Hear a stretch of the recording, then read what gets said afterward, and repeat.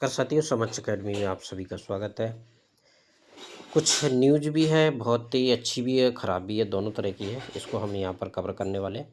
रुपया रिकॉर्ड स्तर के निचले स्तर पर पहुँच चुका है। पहली बार 92.28 रुपये पहुँचा है, यानी 92 रुपये 28 पैसे से, यानी कि हमारा जो रुपया है उसका बहुत ही निचले स्तर पर $1 हमें 92 रुपये देने के $1 हमें लेना पड़ेगा। और ये किसका रीज़न क्या है इसके पीछे? इजराइल और ईरान युद्ध है इसकी वजह से, क्योंकि इससे तेल और कीमतों में बहुत ही बढ़ोतरी हो रही है। ये है सबसे बड़ा तो रीज़न ये है। और यहाँ पर ये डॉलर और रुपए के मुकाबले का सफ़र है। यहाँ पर सन दिए गए हैं, यहाँ पर जैसा कि आपको यहाँ पर दिख रहा होगा, इसको आप एक बार ज़रूर स्टडी करें।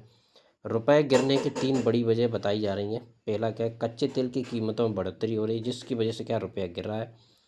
सेफ हेवन की मांग की जाए। युद्ध के माहौल में विदेशी निवेशक शेयर बाजार से जैसे जोखिम भरे एसेट में पैसा निकालकर डॉलर में निवेश कर रहे हैं, जिसकी वजह से हमारा रुपया गिर रहा है। और महंगाई का भी डर है। तेल महंगा होने से भारत में महंगाई बढ़ने का खतरा पैदा हो गया है, जिससे विदेशी निवेशक भारतीय बाजार से दूरियां बना रहे हैं। ये भी ध्यान रखना है।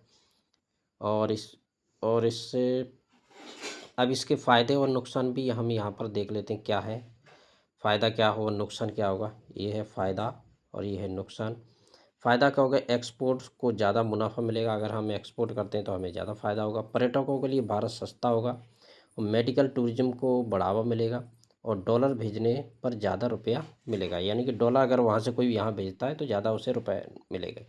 और नुकसान क्या होगा? महंगाई बढ़ेगी, तेल सोना महंगे होंगे, विदेश में पढ़ाई घूमना महंगा होगा और विदेशी निवेश घटेगा। ये उसके नुकसान है, ये ज़रूर ध्यान रखना है सबसे।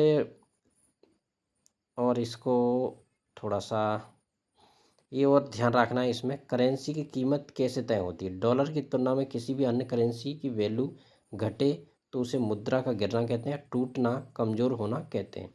अंग्रेजी में करेंसी डेप्रिसिएशन कहते हैं। इस देश के पास फॉरेन करेंसी रिजर्व होता है और जिससे वह इंटरनेशनल ट्रांजैक्शन करता है। फॉरेन रिजर्व के घटने पर बढ़ने का असर भी करेंसी कीमत पर पड़ता है, ये भी ध्यान रखना है। और ये सभी कौन करता है? हमारे इंडिया में आरबीआई रेगुलेट करते हैं, ये भी ध्यान रखना है। और इसी तरह के वीडियो पाने के लिए समझ अकेडमी को लाइक करें, शेयर करें, सब्सक्राइब जरूर करें।